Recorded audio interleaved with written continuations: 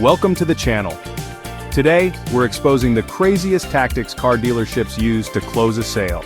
If you've ever set foot on a car lot, you know it can feel like stepping into a wild game, where the rules keep changing and the stakes are high. Within seconds, you're surrounded by salespeople, special deals, and promises that seem almost too good to be true. But behind the scenes, there's a whole playbook of strategies designed to get you to say yes, sometimes before you're even sure what you're agreeing to. So buckle up, because in the next few minutes, we're pulling back the curtain on the most outrageous dealership tactics, from classic bait and switch scams, to hidden fees, and even fake online reviews. By the end of this video, you'll know exactly what to watch for and how to protect yourself. Let's jump right in. Let's start with one of the oldest tricks in the book, the bait and switch. Picture this. You're scrolling online and spot a brand new sedan at an unbelievable price. Maybe it's thousands below market value. You call the dealership to check, and they assure you the car is available. Excited, you drive across town only to hear, "Oh, that car just sold this morning, but we have something similar you'll love."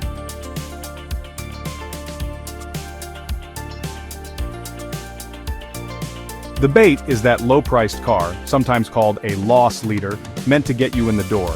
The switch is when you're shown another car, often with fewer features or a much higher price tag. Suddenly, the amazing deal you saw online is nowhere to be found. A real-life example. Sarah saw an ad for a compact SUV at $18,000, well below the going rate.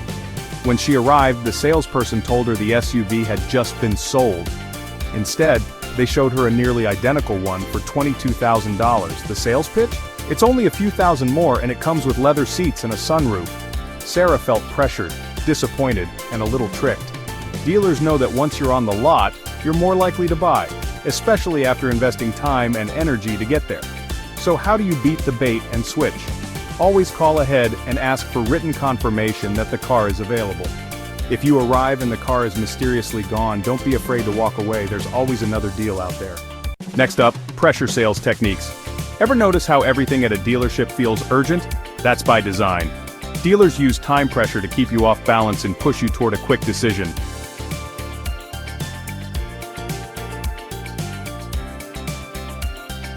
Let's break down how this works. You might hear, "This deal is only good for today," or "Someone else is coming to look at this car in an hour."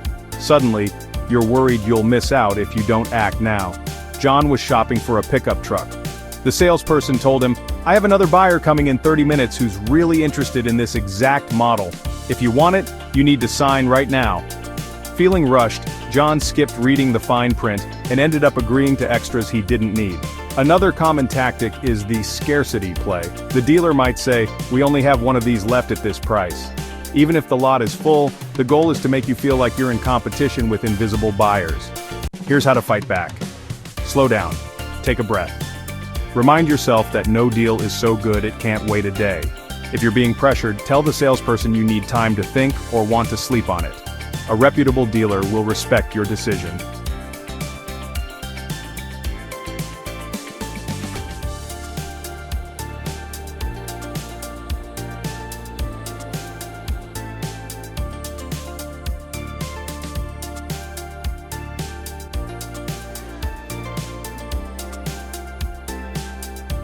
Let's talk about money, specifically, all the extra fees that can sneak into your deal.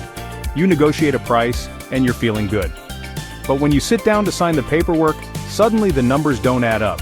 Dealers often add charges like documentation fees, dealer prep fees, advertising fees, and more. Sometimes you'll see a VIN etching fee, where the dealer charges you to engrave your car's VIN on the windows, a service that costs them almost nothing but can add hundreds to your bill.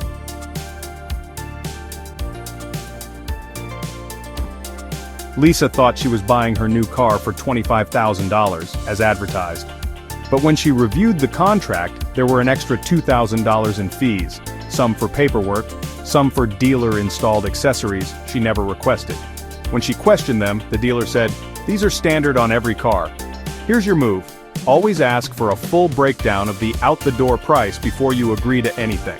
If a fee doesn't make sense, challenge it, or ask for it to be removed. And don't be afraid to walk if the dealer won't budge. There are plenty of honest dealerships out there.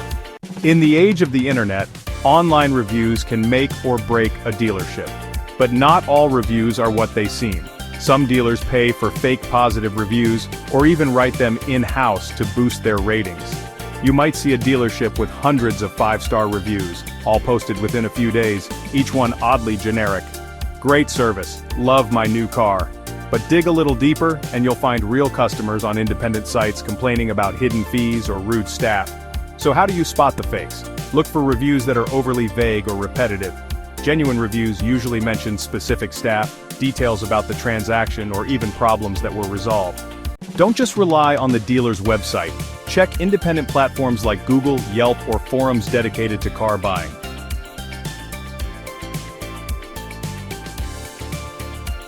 And if you see a mix of glowing and critical reviews, pay attention to how the dealership responds to complaints. That's often more telling than the reviews themselves. If you're trading in your old car, beware of the trade-in trap. Dealers love to play a shell game with your trade-in value and the price of your new car. Let's say your car is worth $10,000, but the dealer offers you $8,000. At the same time, they claim to give you a discount on the new car. In reality, they're just shuffling numbers around to make you feel like you're getting a deal. Another trick: the dealer might initially offer a great trade-in value, but then quietly raise the price of the car you're buying. Or they'll tell you your car has issues you weren't aware of, suddenly dropping their offer at the last minute. Here's how to protect yourself. Before you go to the dealership, get a solid estimate of your car's value from sites like Kelley Blue Book or Edmunds. Bring printed quotes if you can, and always negotiate the price of your new car and your trade-in separately. If the numbers don't add up, don't be afraid to walk away. Some salespeople are masters at reading emotions. They might bond with you over your family, talk about their own kids, or even share personal stories to build trust. Then, when it's time to close, they might use that connection to make you feel guilty for saying no. Maybe you hear, "I've worked really hard to get you this deal. My manager is going to be upset if you walk away." Or, "I'm not sure I can keep my job if I don't sell a car today." Suddenly, you're not just buying a car, you're trying to help your new friend. Remember, buying a car is a business transaction. Be friendly, but don't let emotions cloud your judgment.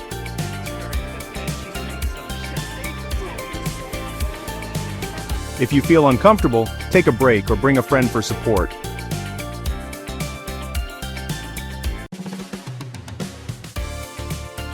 Ever heard of spot delivery or yo-yo financing? This is when a dealer lets you drive off the lot before your financing is fully approved. A few days later, they call you back saying the financing fell through and you need to sign a new, less favorable deal. It's a nasty trick that can leave you stuck with higher payments or worse terms than you initially agreed to. To avoid this, make sure your financing is 100% approved before you drive off the lot. If a dealer insists on spot delivery, be very cautious and consider walking away. If you found this information valuable, please hit that subscribe button, give us a like, and share this video with friends and family who might benefit. Drop your questions or experiences in the comments below. We love hearing from you.